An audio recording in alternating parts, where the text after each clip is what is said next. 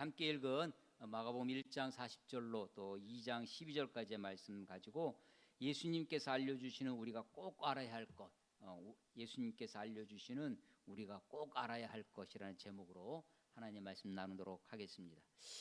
우리 마가복음을 우리 지금 같이 묵상하고 있는데 정말 마가복음 복음서를 정말 몇 번을 읽었겠습니까? 이번에도 이번 마가복음을 다시 묵상하면서 다시 또 1장부터 16장까지 몇 번을 반복해서 읽고 또 묵상하고 또 글을 쓰고 하면서 마가복음이 이런 책이구나, 내가 전에 알지 못했던, 내가 좀 잘못 생각한 게 있었구나 하는 것을 또 새롭게 발견하면서 정말 하나님의 말씀이다, 하나님의 말씀이 살아있는 말씀이다라는 그 생각을 다시 한번 하게 됩니다. 지난주에 첫 번째 마가복음 설교를 말씀을 드렸었습니다. 1장 1절에 하나님의 아들 예수 그리스도의 복음의 시작이라 이렇게 시작합니다. 하나님의 아들 예수 그리스도, 명사들로만 되어 있는데 우리 한자식으로 우리 거기에 토를 좀 달아 볼 수 있다고 그랬죠. 토 단다는 거 지난주 설명드렸죠. 하기 시습지 면하고 이렇게 글자를 토를 달아서 이해하기 좋게끔 하나님의 아들이신 예수가 그리스도다라는 복음이다라는 것입니다. 하나님의 아들 예수 그리스도, 세 개의 이름이 나와 있는데 그분이 예수가 고유명사예요. 예수님이 원래 이름입니다. 그런데 그분이 바로 하나님의 아들이라는 거죠.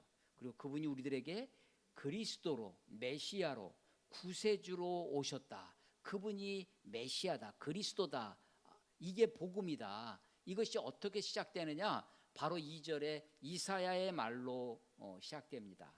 이사야가 내가 내 사자를 내 앞에 보내리니 광야에 외치는 자의 소리로 온다는 것입니다. 광야에 외치는 자의 소리가 주의 길을 예비하라고.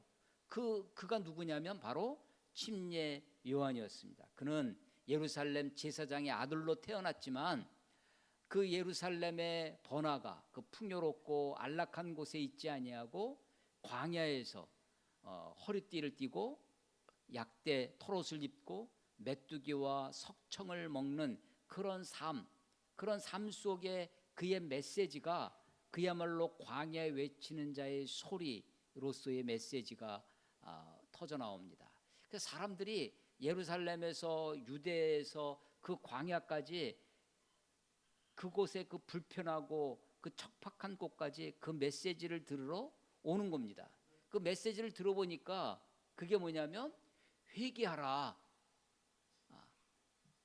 하나님의 나라가 가까웠다는 것입니다. 회개하라는 것. 그래서 이 요한의 메시지를 듣고 사람들이 나와서 요한에게 침례를 받습니다. 회개의 침례죠. 물에 잠기는 것입니다.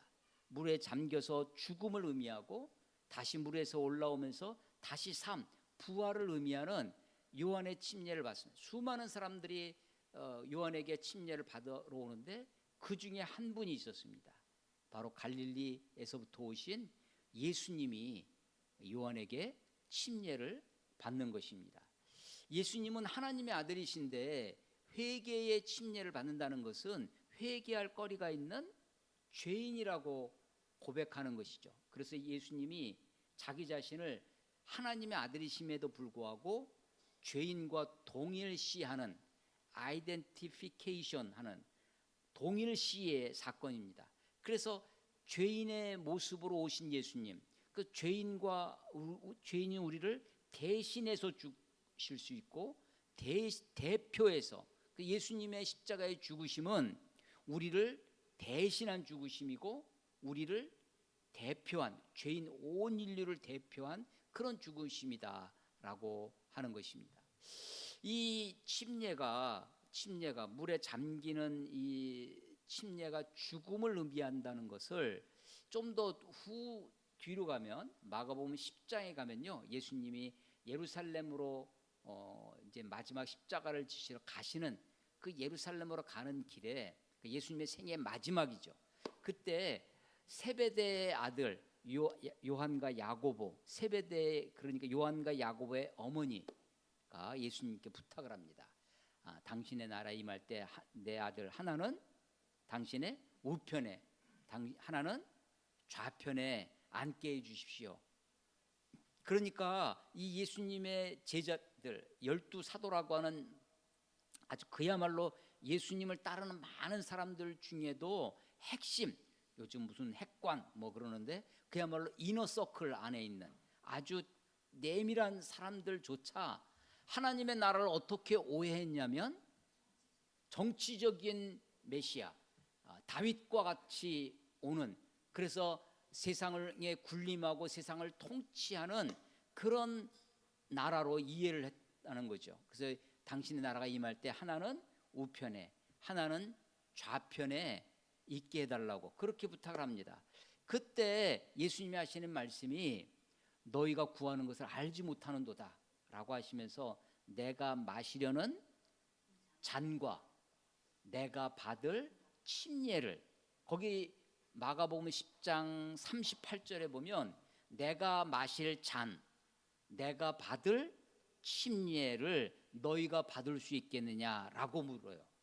그러니까 아니 지금 요한에게 침례를 받으셨는데 공생의 초기에 처음 시작하시면서 침례를 받으셨는데 또 십자가를 지시기 바로 전에 내가 받을 침례가 있다는 거예요. 그 받을 침례는 뭐냐면 십자가의 죽으심이라는 거예요. 그러니까 침례가 죽음을 의미한, 물속에 마치 사람이 죽으면 장사진에서 땅속에 묻히는 것처럼 물속에 들어가는 침례, 그러니까 침례는 죽음을 상징하는 것이다 라고 하는 것입니다. 예수님이 침례를 받고 올라오실 때 하늘이 열립니다. 그리고 거기서 성령이 비둘기같이 임하면서 너는 내 사랑하는 아들이다, 내가 너를 기뻐하노라 라고 그렇게 하늘의 소리가 들려요. 성령님, 그 성령님이 예수님을 어디로 이끄냐면 광야로 이끌어가서 거기서 40일 동안 금식하시면서 시험을 받으시고, 그리고 시험을 이기신 다음에 천사들이 수종 들더라 라는 이야기가, 그리고 곧바로 나오는 게 예수님이 오실 길을 예비했던 침례 요한이 잡히신 날. 여러분 성경 지금 있으시면 한번 1장을 찾아보세요. 1장 14절, 요한이 잡힌 후에, 그 예수님의 길을 예비하던 요한이 잡히신 후에 예수님이 갈릴리로 가셔서 하나님의 복음을 전파합니다. 그래서 하나님의 복음, 하나님이 전해주시는 기쁜 소식이에요. 1절에 예수 그리스도의 복음입니다. 예수 그리스도의 복음은 곧 하나님의 복음이죠. 그런데 그 하나님의 복음이 뭐냐면 15절입니다. 이르시되 때가 찼고 하나님의 나라가 가까웠으니 회개하고 복음을 믿으라. 이게 예수님이 우리에게 전해주시는 하나님의 복음이에요. 뭐라고요? 때가 찼고 하나님의 나라가 가까웠으니 회개하고 복음을 믿으라. 예. 그래서 예수님의 복음은 하나님의 복음이고 하나님의 복음은 다른 말로 하나님 나라의 복음이다 라고 말할 수 있습니다. 그런데 이 하나님의 나라는 굉장히 위험하다고 그랬어요. 그리고 굉장히 복되다고 그랬어요. 하나님의 나라가 임하면 우리에게 엄청난 은혜와 축복과 승리와 환호와 영광의 나라가 될 것입니다. 그런데 그 하나님의 나라는 동시에 우리를 심판하실 거예요. 그래서 로마서 1장에 보시면요, 바울이 뭐라고 하냐면 로마서 1장 16절에 내가 복음을 부끄러워하지 않으니, 이 복음은 모든 믿는 자에게 무엇을 주시는? 구원을 주시는 하나님의 능력이 됨이라. 먼저는 유대인에게요, 그 다음은 헬라인에게로다 라고 하면서 바로 17절에 뭐라고 하냐면 복음에는 하나님의 의가 나타나서, 복음에 뭐가 나타난다고요? 하나님의 의. 하나님의 의가 우리들에게 나타나면 우리는 쇳덩어리야. 그러니까 우리는 그 하나님의 의 앞에 심판, 죽을 수밖에 없죠. 그러니까 하나님의 이 복음은 우리들에게 정말 복된 소식일 뿐만 아니라 굉장히 위험하다. 그러니까 이 복음을 맞이하려면 우리가 어떻게 되냐면 회개해야 돼요. 회개해야 사는 길이죠. 회개하고 그걸로 끝나는 것이 아니라 복음을 믿어야 된다. 근데 그 복음을 믿는다는 건 뭐냐면 16절, 1장 16절, 갈릴리 해변으로 가시다가 시몬과 제자들을 부르십니다. 시몬, 베드로와 안드레, 그리고 요한과 야고보 제자들을 부르시면서 나를 따라오라라고 말씀하세요. 그러니까 이 복음을 믿는다는 말은 다른 말로 하면 뭐란 말이냐면 예수님을 따르는 삶입니다. 예수님을 따르는 거예요.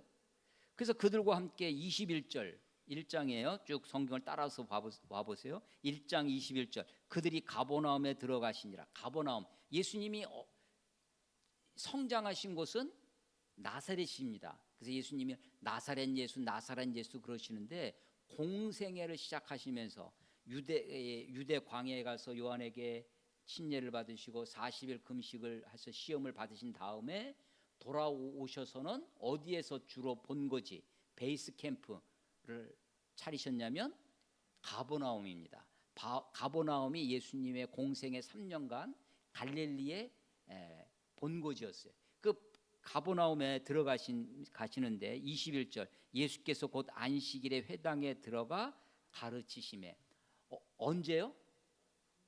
안식입니다. 어디에서? 회당에서. 뭐 하셨다고요? 이 회당에 온 사람들은 주로 누굴까요? 유대인들입니다. 그 사람들은 율법에 정통한 사람들입니다. 그럼에도 불구하고 그들이 율법을 배워야 할 필요가 있었을까요? 있었습니다. 그들은 회당에서 안식일 날 모여서 하나님의 말씀을 배우고 가르쳤습니다. 39절에도 보면 이에 온 갈릴리에 다니시며 그들의 여러 회당에서 전도하시고 또 귀신들을 내어 쫓으시더라. 예수님이 지금 회당에서 뭐 하셨어요? 가르치시고 회당에서 전도하시고 귀신도 쫓으시고. 그러니까 회당에 온 사람들이 가르침을 받아야 되고 전도도 받아야 됩니다. 그 당시에도 그랬지만 오늘날도 그렇다고 생각됩니다. 오늘날도 교회에 와서 하나님의 말씀을 배워야 합니다. 그리고 하나님의 말씀을 믿어야 돼요. 전도 대상자가 사실은 교회 안에 있습니다. 박해 시대는 어땠을까요? 박해가 있을 때는 교회에 가기가 어렵습니다. 그러니까 예수 안 믿는데 예수 믿는 척 할 필요가 없었고 할 수도 없었습니다. 예수 믿는다는 것은 내가 공동체 안에 교회 안에 들어간다는 것은 목숨을 내놓고 하는 거예요. 졸업식에 이 학사 가운을 석사 가운을 위장해서 입고 있는 그럴 필요가 없는 거죠. 그럴 필요가 없는 거예요. 오히려 그것은 위험한 일입니다. 그런데 지금 유대인들의 회당에서는 하나님의 말씀을 배우고 내가 율법에 열심히 있는 사람이다라는 것을 매 안식일 날마다 회당에 가서 모여서 말씀을 배우고 회당에서 회당 예배를 드려요. 그런데 그들 속에도 하나님의 말씀을 배우고 하나님의 말씀을 믿어야 할 전도의 대상자가, 가르침의 대상자가 있었다는 것입니다. 자, 그렇게 안식일 날 회당에서 가르칠 때 그 중에 한 사람이 더러운 귀신 들린 사람이 있었습니다. 그게 1장 23절이에요. 마침 그들의 회당에 더러운 귀신 들린 사람이 있어 소리 질러 아주 시끄럽게 했어요. 그랬더니 졸업식 때 외치는 사람처럼 아마 이 사람도 그렇게 외쳤던 모양입니다. 나사렛 예수여. 이게 예수, 나사렛 사람, 나사렛에서 온 예수라고 하는 거죠. 예수여, 우리가 당신과 무슨 상관이 있나이까? 우리를 멸하러 왔나이까? 나는 당신이 누구인 줄 아오니 하나님의 거룩한 자니이다. 이 사탄, 귀신, 마귀가 제일 무서워하는 게 뭘까요? 제일 싫어하는 거. 요 말씀에 근거해서 이 말씀을 멸하러 오는 거. 그 멸하기 위해서 뭐 하러? 뭐가 상관이 있는 겁니다. 예수님과 상관이 있는 거. 하나님과 가까워지면 하나님은 거룩하신 분, 의로우신 분인데 죄덩어리인 악의 본체인 그 사탄, 마귀가 하나님과 관계할 수 없는 거죠.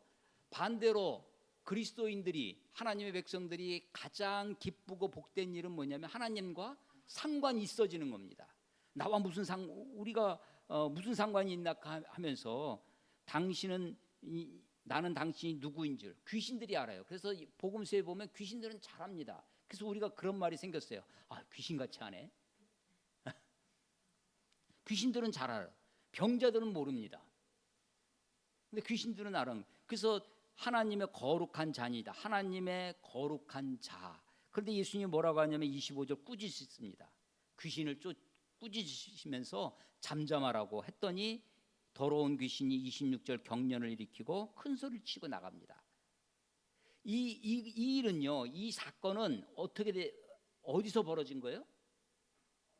회당에서, 안식일에. 그러니까 그 회당에 있던 많은 사람들이 그것을 다 보았어요. 그래서 이것은 자연스럽게 그 일이 소문이 퍼져갑니다. 28절 예수의 소문이 온 갈릴리 사방에 퍼집니다. 그 사람들이 그것을 보았을 때 27절 다 놀랐어요. 그러면서 하는 얘기가 더러운 귀신들에게 명한즉 순종하는도다. 귀신들도 순종해요. 4장에 가면 예수님이 바다를 잔잔케 하신 일이 있습니다. 그때 그 바다를 꾸짖어요. 예수님이. 귀신도 꾸짖어요. 바다도 꾸짖습니다. 그리고 바다가 잔잔해졌어요. 그때 사람들이 하는 얘기가 아니 어떻게 바다와 바람도 순종하는 거. 여러분 우리 하나님 앞에 악한 영이나 혹은 자연 다 순종합니다. 그런데 하나님의 명령이 떨어지면 근데 그 명령에 100% 순종하지 않는 존재가 있어요. 그게 누구냐면 사람들입니다. 사람들. 그렇게 일이 벌어졌어요. 그런데 29절 회당에서 나오십니다. 나오셔서 곧 야고보와 요한과 함께 시몬과 안드레의 집에 베드로의 집. 이게요 제가 이스라엘을 3번을 가봤었는데 첫 번째가 93년도에 가고 두 번째가 2003년도에 갈 때 그때 가서 보니까 옛날에 갔을 때는 발굴이 안 됐는데 두 번째 갔을 때 보니까 베드로의 집터가 발굴이 됐어요. 그 우리처럼 옛날에 보면 우리 단독주택 이렇게 주택에 살 때 문패를 붙였습니다. 그런데 베드로의 문패 그 집이 문패 그래서 우리는 문패에 그 사람 이름만 지금 세대주의 이름만 이렇게 문패에 있는데 유대인들은 그 족보처럼 누구 이름이 쭉 적혀 있는 그런 문패가 나와서 베드로의 집터가 지금 발굴이 되어 있고 그 베드로의 집터 밑에가 있는 터 있고 그 위에 집을 지어놔서 볼 수 있게끔 이렇게 되어 있어요. 바로 가버나움 회당 앞에 있습니다. 가버나움 회당도 지금도 가볼 수 있죠. 그래서 이 회당에서 나와서 베드로의 집에 갔는데 누가 병들었냐면 30절 시몬 베드로의 장모가 열병으로 누워 있어요. 그런데 더러운 귀신 들린 이 사람은 굉장히 시끄러웠습니다. 베드로의 장모는 열병에 알아 누워 있지만 조용했어요. 잠잠한 그에게 가서 손을 잡아 일으키니 31절 열병에 떠나가고 그가 예수님과 그 일행들을 섬기는 수종들더라 이렇게 되어 있습니다. 그런데 32절 저물어 해질 때에 여러분 이 저물어 해질 때가요 아주 중요한 힌트를 주는 겁니다. 우리는 하루의 시작이 아침부터 저녁이에요. 유대인들은 저녁부터 하루의 시작입니다. 그래서 안식일이 언제냐면 정확하게 얘기하면 금요일 해질 때부터 토요일 해질 때까지가 안식일이에요. 자, 안식일 날 회당에서 가르치시고 더러운 귀신을 쫓아내셨어요. 그리고 그날 시몬의 집에 들어가서 시몬 베드로의 어머니 장모의 열병을 치료하셨습니다. 그리고 그날 해질 때가 됐어요. 그러니까 날이 바뀐 거예요. 안식일이 끝나고 다음 날 토요일 안식일이 지나고 이제 일요일이 된 겁니다.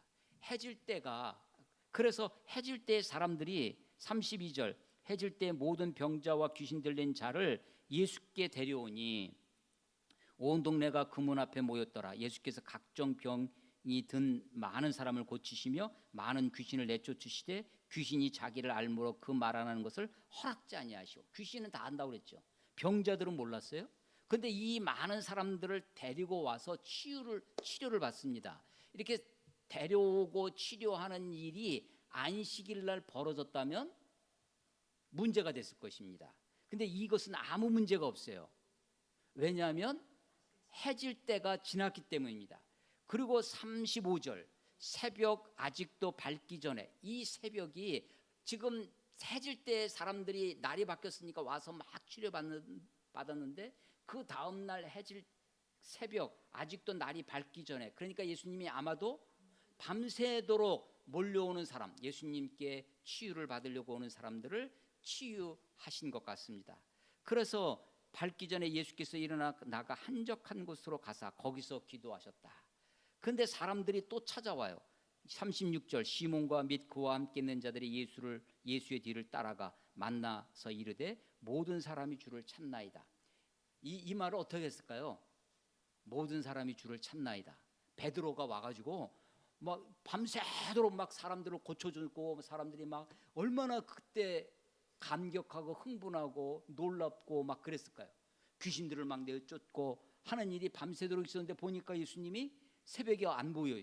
찾아가 보니까 한적한 곳에 혼자 계시는 거예요. 그때 와서 모든 사람이 주를 찾나이다 이렇게 얘기했을까요? 뭐 어떻게 얘기했을까요? 아니 지금 예수님 여기서 뭐하고 계세요? 지금 사람들이 예수님 찾고 있어요. 그때 말에 어투가 어땠을까요? 긴박성, 또 어쩌면 짜증이 묻어 있었을런지도 모르겠어요. 아니 지금 사람들이 지금 병자들이 와 있는데 예수님 여기서 뭐하고 계세요? 그때 그 말을 하니 그래? 야 나 좀 피곤해서 좀 쉬러 왔는데 야 빨리 가자 했던 것이 아니라 38절 이르시되 우리가 다른 가까운 마을들로 가자 거기서도 전도하리니 내가 이를 위하여 왔노라. 자, 병 고치는 일이 있습니다. 그리고 귀신을 쫓아내는 일이 있어요. 지금 다른 마을에 가서 전도하는 일이 있어요. 어느 게 더 예수님께 중요한 일이 같아요? 예수님은요 병 고치는 일을 물론 하셨습니다. 귀신을 쫓아내는 일도 물론 하셨어요. 그러나 그것보다 더 중요한 일이 있었어요. 전도하는 일이었습니다. 그래서 다른 마을로 가자 하십니다. 그래서 여러 갈릴리를 다니시면서 여러 회당에서 전도하시고 귀신을 쫓아내셨다라고 하는데 오늘 40절 한 나병 환자가, 이 나병 환자는요 나병이 무슨 병이죠? 문둥병입니다. 아까 34절에는 각종 병이 든 많은 사람들, 각종 병은 어떤 병이에요? 그야말로 각종 여러 가지 병들이죠. 구체적으로 말할 필요가 없는 그냥 다 두리뭉실 각종 병으로 퉁칠 수 있는 병이에요. 근데 이 나병은 그렇게 할 수 있는 병이 아닙니다. 아주 중요한 병이었어요. 이 나병 문둥병이 걸리면 제가 어렸을 때만 해도 저는 이제 주로 초등학교 국민학교 시절을 서울 관악구 신림동에서 보냈는데 그때만 해도 동네에 나병 환자들이 그렇게 구걸을 하러 집집마다 돌아다니는 적이 있었어요. 그러면 그 왜 이상하게 그 꼬맹이들이 애들이 그 나병 환자를 쫓아다니면서 돌멩이 던지고 그랬습니다. 얼마 전에 제 친구 목사를 만났는데 고향이 용인이에요. 그 용인 어디에도 문둥병 촌이 있었다는 거예요. 그래서 이 사람들은요 왜 이렇게 촌을 형성하고 살았냐면 마을에서 배척하기 때문에 그런 거죠. 그런데 우리나라만 그런 것이 아니라 그래서 그 사람들이 모여 사는 대표적인 게 저 전라남도에 있는 소록도가 되는 거죠. 유대인들도 율법으로 나병은 문둥병은 사람들과 접촉할 수 없었습니다. 나병은 부정한 병이었어요. 그래서 그 사람들은 마을 밖에 살아야 됐습니다. 꼭 어떻게 아주 어쩔 수 없이 마을을 지나가야 할 때는 이 사람이 스스로 사람들이 피하도록 부정하다 소리를 치고 마을을 지나가는 거예요. 그럼 사람들이 문둥병자가 나타났구나 하고서 집에서 안 나옵니다. 그러면서 사람들과 부딪히지 않게끔 만나지 않게끔 그렇게 마을을 지나갑니다. 그런 사람들이 마을에 나타나면 유대인들도 그들을 향해서 돌질을 해도 그것이 죄가 아니었고 마을에서 내쫓김을 당하는 거죠. 그래서 이 사람이 예수님의 여러 회당을 다니는데 한적한 곳에 계시는 예수님, 그래서 한적한 곳과 이 나병 환자의 등장과 연결이 되는 것입니다. 이 나병 환자가 예수님께 와서 꿇어 엎드립니다. 그러면서 얘기를 해요. 사실은 이 사람은 어쩌면 돌 맞을 위험, 그 리스크를 안고 나온 거예요. 그러면서 하는 얘기가 원하시면 저를 깨끗하게 하실 수 있나이다. 아니 다른 병 같으면요, 지금 해질 때에 시몬의 집에 찾아온 각종 병자들은 어떻게 얘기를 했겠어요? 예수님 앞에 예수님 이 병 좀 고쳐주세요. 저를 좀 고쳐주세요. 우리 아이 좀 고쳐주세요. 고쳐주세요. 했을 겁니다. 근데 이 나병 환자는 주님 원하시면 왜 이렇게 얘기했을까요? 어쩌면 그 안에 뭐라고, 아니 나 같은 것도 좀, 어쩌면 이 사람은요 이미 자기 자존감이 바닥에 있어요. 그런데도 간절한 마음이 있습니다. 주님 원하시면 저를 깨끗게 하실 수 있나이다라고. 그래서 41절 예수께서 불쌍히 여기사, 옛날 성경은 뭐라고 되어 있었을까요? 혹시 기억나세요? 옛날 개역 한글판, 우리가 가지고 지금 보는 것은 개역 개정판이라고 하는데, 개역 한글판에는 무슨 망이 여기사? 민망히 여기사. 예수께서 민망히 여기사, 그것이 우리말로 다시 불쌍히 여기사. 여러분 이 단어는 스플랑크니조마이라는 단어, 헬라어로 스플랑크니조마이, 8글자예요. 스플랑크니조마이. 이 스플랑크라는 게 무슨 뜻이냐면 창자라는 것입니다. 창자. 아마 거기서 플랑크톤이 나왔는지 모르겠어요. 스플랑크조마이, 창자가 끊어질 듯 같은 그런 아픔을 표현하는 겁니다. 예수님이 지금 불쌍히 여기사 할 때 이 사람, 이 나병 환자, 마을에 감히 들어오지도 못하고 사람들로부터 배척과 배격을 당했던, 마을에서 내쫓김을 당했던 슬픈 인생을 살아가는 이 사람이 와서 감히 주님 나를 좀 고쳐주시오라는 말조차 하지 못하는 이 사람을 보면서 주님이 어떻게 느끼셨다고요? 자기 창자가 끊어지는 것 같은 아픔을 느끼셨다는 거예요. 그게 스플랑크니조마이라는 거예요. 그게 불쌍히 여기사는, 영어 성경에요 킹 제임스 버전이라는 것이 있는데 거기에 보면 with compassion이라는, compassion이 우리말로 동정심이라고도 번역을 하는데, come 뭐뭐와 함께라는 together의 뜻이 있습니다. 패션이 패션 오브 크라이스트 할 때 패션, 그리스도의 고통을 함께하는 것, 그게 동정이에요. 동정심, 아픔이 있는 거죠. 아픔이 있는. 그래서 불쌍히 여기사 손을 내미는 거는 사실은 부정한 것을 만지면 부정해져요. 나도 부정해집니다. 시체를 만진다든지 부정한 것을 만지면 나도 부정해져서 율법에 의하면 7일 동안 정결의식을 행해야 됐던 것입니다. 그러니까 예수님은 지금 이런 부정한 것을 만지지 말라고 하는 율법을 어기시는 거예요. 율법을 무시하고 있는 것입니다. 아니 율법을 초월해 있는 거예요. 왜냐하면 주님은 부정을 낳습니다. 근데 예수님은 거룩하신 분이에요. 능력의 하나님이십니다. 그래서 그분은 거룩을 낳아요. 그분이 거룩한 것, 그분이 만지면 거룩해지는 거예요. 그래서 부정한 것을 만지면 부정이 되지만 손을 대셔서요, 그러면서 내가 원하노니 깨끗함을 받으라. 주님 원하시면, 이게 나병 환자의 소원이었죠. 그 사람의 소원이 예수님의 소원이 된 거예요. 내가 원하노니, 나의 소원이 주님의 소원이 된다면 얼마나 좋겠어요. 여러분의 소원은 무엇입니까? 주식 대박 나는 거? 어디 합격하는 거? 우리들의 소원이 과연 주님의 소원이 될 수 있는가?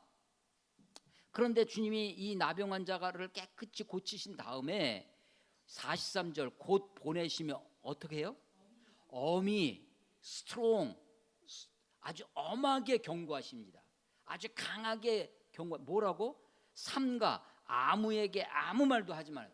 누구에게도, 영어 성경은 이 일을, 자기가 치료하셨다는 이 일을 아무에게 아무 말도 하지 말라고. 다만 가서 내 몸을 제사장에게 보이고 내가 깨끗하게 되었으니 모세가 명한 것을 드려 그들에게 입증하라. 나병, 그 당시의 나병은요 일반적인 좀 심한 피부병을 통칭해서 그 나병을 정확히 진단할 수가 없었습니다. 그래서 좀 비스무리하면 나병으로 간주해서 쫓겨나는 거예요. 근데 뭐 가벼운 피부병은 낫죠. 그러면 다시 마을로 돌아오는데 자기가 마음대로 마을에 들어가는 것이 아니라 제사장한테 가서 검사를 받는 거예요.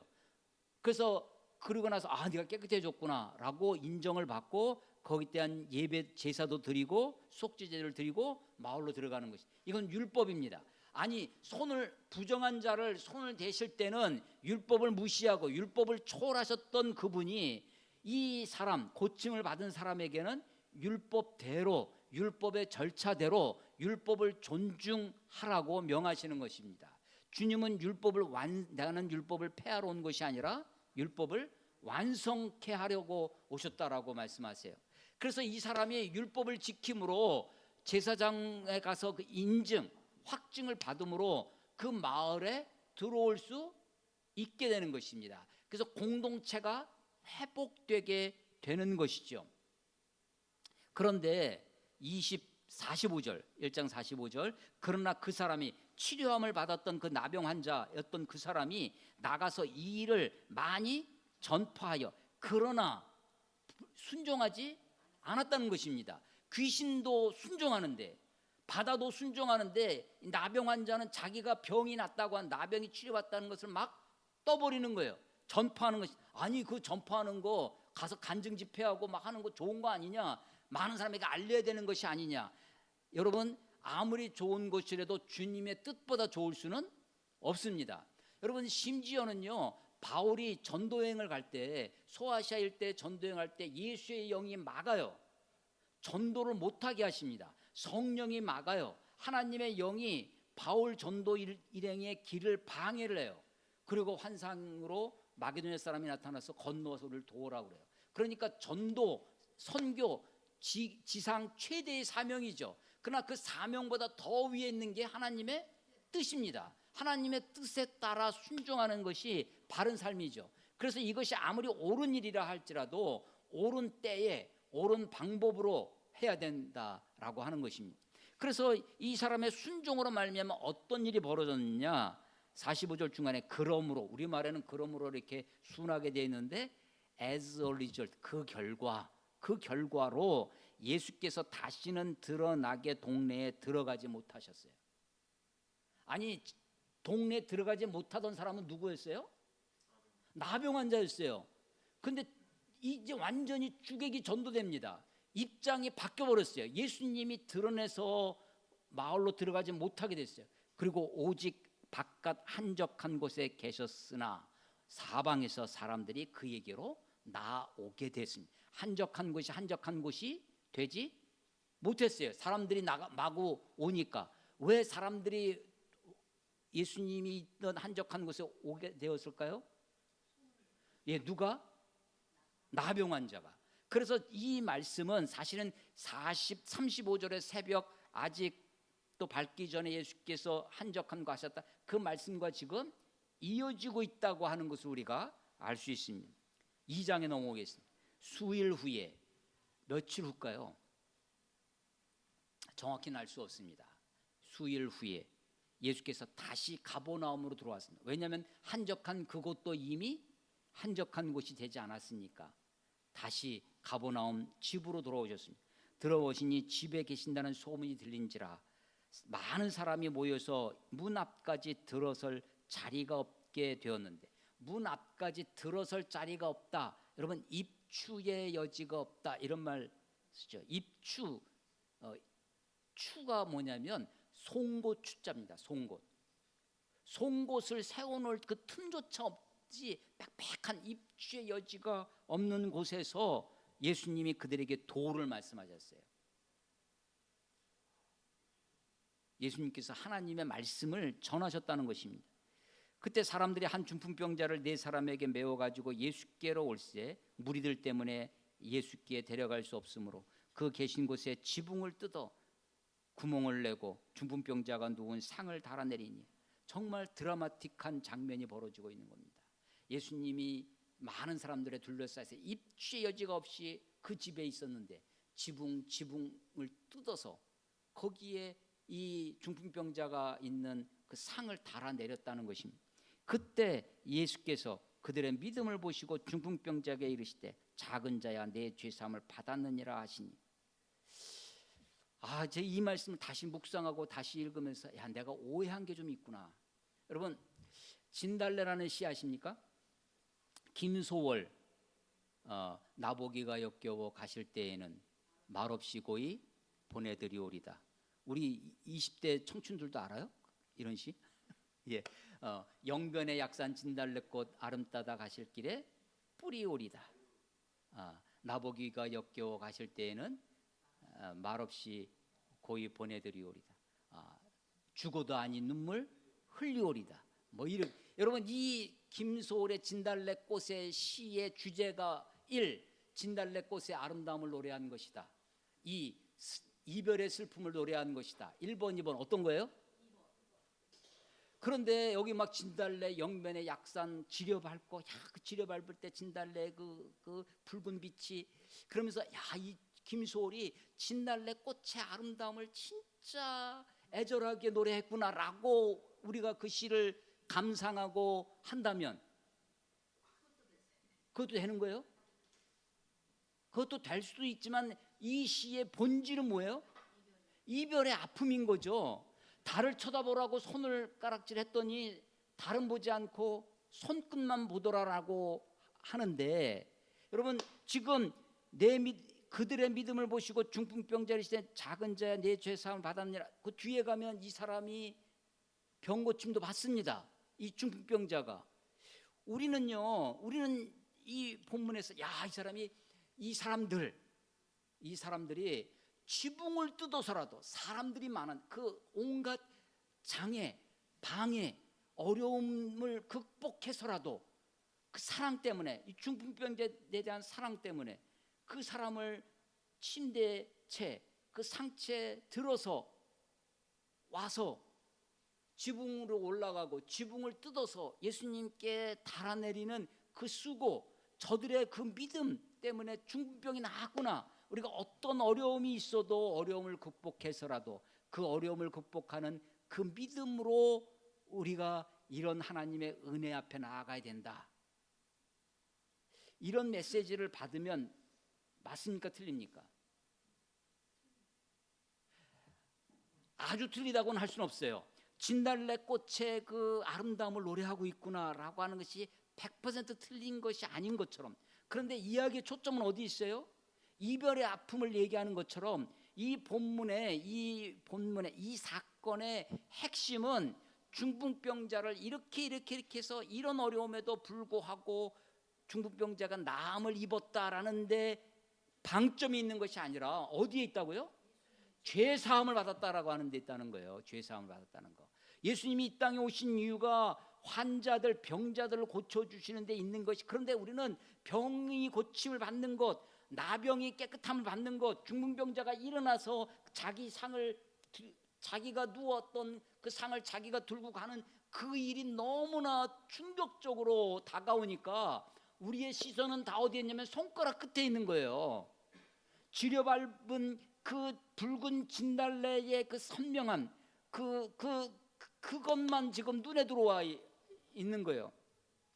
그래서 우리는 믿음을 보시고, 그들의 믿음을 보시고 중풍병자에게 이르시되 작은 자 내 죄사함을 받았느니라. 믿음과 죄사함이 이게 원인과 결과라고 하는 인과관계입니까? 제가 저녁 때 집에 갔어요. 집에 가서 밥을 먹고 책을 보았다.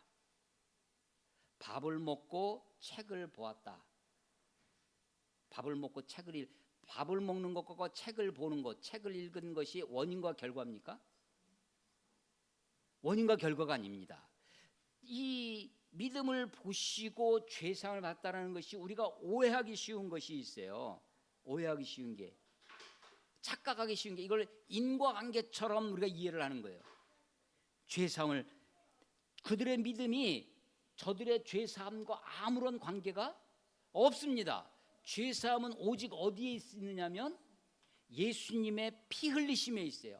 피 흘림이 없은즉 죄사함이 없느니라.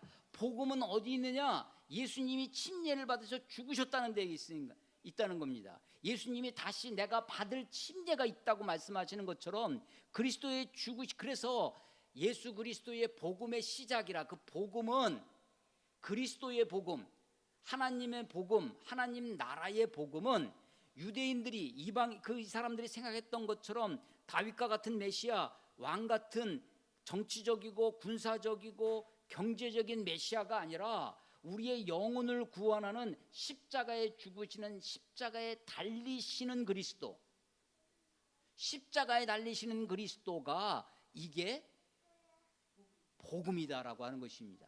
그런데 우리는 자꾸만 손가락 끝이 너무나 손이 너무 찬란한 거예요. 그 진달래꽃이 너무나 그 지려밟은 거기에다가 그 가는 길에 뿌려놓은 그 진달래꽃이 너무나 이쁜 거야. 그래서 그것만 보고 있는 것처럼 병자를 고친 것, 귀신을 쫓아내는 것, 어떤 기적을 행한 것에 우리의 시선이 머문다는 것이죠.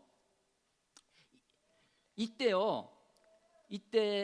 6절에 보니까 어떤 서기관들이 거기 있었습니다. 서기관들, 율법의 전문가 중에 전문가들입니다. 이 사람들이 그 속에 있었어요. 왜? 이 사람들도 병을 고치려고? 이 사람들도 예수님의 어떤 도를 전하시는 하나님의 말씀을 한 수 배워보려고? 아니라 이 사람들은 예수님을 책잡으려고 감시자로, 그냥 단순한 구경꾼이 아닙니다. 이 사람들은 예수님을 지금 책잡으려고 하는 첩자로 와 있는 겁니다. 이 날이요, 이 날은 안식일은 아닙니다. 왜? 사람들이 몰려들었어요. 사람들이 그 침상을 메고 왔습니다. 이 메고 오는 거 일이에요. 노동이에요. 이런 안식일 날 그거 자체를 이 사람들이 하지 않았어요. 그러니까 이 사람들이 모여서 지금 집에 모여서 막 입취 여지 없이 침상을 놓고 지붕을 뜯는 이 노동, 안식이 평일이었어요. 그래서 예수님이 그 사람을 보고 그냥 내 병이 나았느니라, 내가 원하노니 깨끗함을 받으라, 나병 환자에게 했던 것처럼 그렇게 병을 그냥 순순히 고쳐주셨으면 아무 일이 없어요. 그런데 예수님이 굳이 일부러 내 죄사함을 받았느니라 라고 말씀하심으로 문제를 야기시키고 있는 겁니다. 갈등을 유발시키는 거예요, 이 말 때문에. 그래서 서기관들이 속으로 생각하는 거예요. 속으로, 아니 하나님 한 분 외에는 누가 감히 죄를 산단 말이냐, 이 참나마도다, 신성 모독하는 자라 하고 속에서 막 부글부글 끓는 거죠, 이 서기관들이. 예수님이 그 마음을 아시고 9절 중풍병자에게 내 죄 상을 받았느니라는 말과 일어나 내 상을 가지고 걸어가라는 말 중에 어느 것이 쉽겠느냐, 어느 것이 쉽겠어요? 예, 이것을요 물론 따질 수가 있습니다. 제가 따져볼 수 있지만 시간 관계상 건너가고, 이것에 답을 구하는 것이 예수님이 답을 주시지 않으셔요. 그게 중요한 게 아닙니다.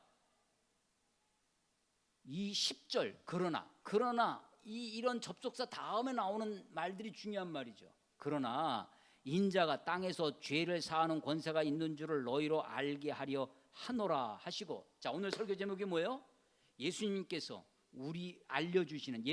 알려주시는 우리가 꼭 알아야 할 것, 중고생이 읽어야 할 책 100권 뭐 이런 것처럼 우리가, 그런데 이게 누가 해주는 게 아니에요.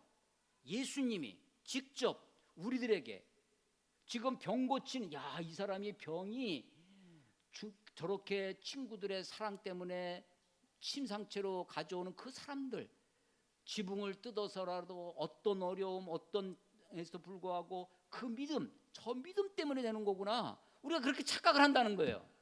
그런데 주님이 우리가 알아야 될 것이, 인자가 누구예요? 어디에서? 하늘이 아닙니다. 예수님이 우리가 하늘에 가요? 죽으면 하늘나라에 갈 겁니다. 죽으면 하나님 앞에 갈 겁니다. 그때는 이미 게임 끝이에요. 그때는 죄 사할 기회가 없어요. 언제 죄 사하는 기회가 있어요? 땅에 내가 죽지 않고 이 땅이, 이 그라운드를 얘기하는 것이 아닙니다. 얼씨에 이 땅, 우리가 살아있는 그러니까 이 땅은 공간 개념의 시간 개념이에요. 인자가, 예수님이 땅에서 죄 사하는 권세가 있음을 자, 침례 요한의 회개가 무슨 회개예요? 무슨 침례예요? 회개의 침례입니다. 회개의 침례예요. 회개, 죄사함을 받게 하는 회개의 침례입니다. 그러니까 그 죄사함의 권세가 예수님께 있다는 거예요.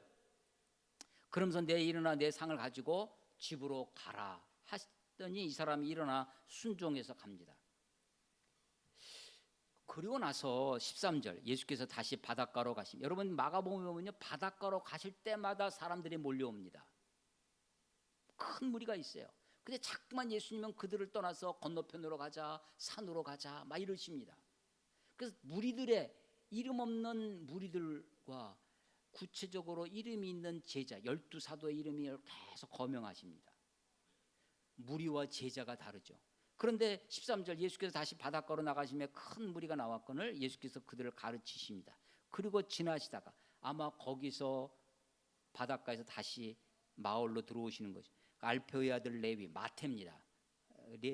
마태의 다른 이름이에요. 레위가 세관에 앉아 있는 것을 보시고 그에게 이르시되 나를 따르라 하시니 일어나 따르니라. 그의 집에 앉아 잡수실 때에 많은 세리와 죄인들이 예수와 그의 제자들과 함께 앉았으니 이는 그러한 사람들이 많이 있어 예수를 따름이라. 예수를 따라서 같이 먹습니다. 세리와 죄인들과 함께 먹어요. 이것은요, 유대인들이 율법에 금하는 바입니다. 유대인들은 이 이방인들과 같이 밥 먹는 것 자체를 부정하게 여겼어요. 근데 예수님은 어떻게 해? 그 세리와 죄인들과 함께 먹습니다. 그래서 유대인들이 저들을, 예수님의 제자들을 비난하고 있습니다. 16절 바리새인의 서기관들이 예수께서 죄인 및 세리들과 함께 잡수시는 것을 보고 그의 제자들이 예수님의 제자들에게 이르되 어찌하여 세리와 및 죄인들과 함께 먹는가라고 질문하지만 이 질문은 비난이죠. 그때 예수님이 하시는 말씀 17절입니다. 17절 다 같이 한번 읽어보겠습니다. 시작. 예수께서 들으시고 그들에게 이르시되 건강한 자에게는 의사가 쓸데없고 병든 자에게라야 쓸데있느니라. 나는 의인을 부르러 온 것이 아니요 죄인을 부르러 왔노라 하시니라. 자, 인자가 땅에서 무슨 권세가? 죄사하는 권세가 있음을 너희로 알게 하려고 지금 이 일을 하시는 거예요. 병을 고치시는 이유가 뭐예요? 인자가 땅에서 죄사하는 권세가 있음을 알게 하려고 하는 것입니다. 예수님이 함께 죄인들과 세리와 밥을 식사를 하십니다. 예수님이 의인을 부르러 온 것이 아니라 죄인을 부르러 왔노라. 죄사함, 이게 주님께 있음을 아는 것. 그래서 우리가 알아야 될 것이 있어요. 우리가 꼭 알아야 될 것. 다른 사람이 가르쳐주는 것이 아닙니다. 예수님이 알려주시는 우리가 알아야 할 것, 꼭 알아야 할 것. 인자가 땅에서 죄사하는 권세가 있음을 인자에게. 여러분 뒤에 우리 4장에 가면 4가지 밭의 비유 있습니다.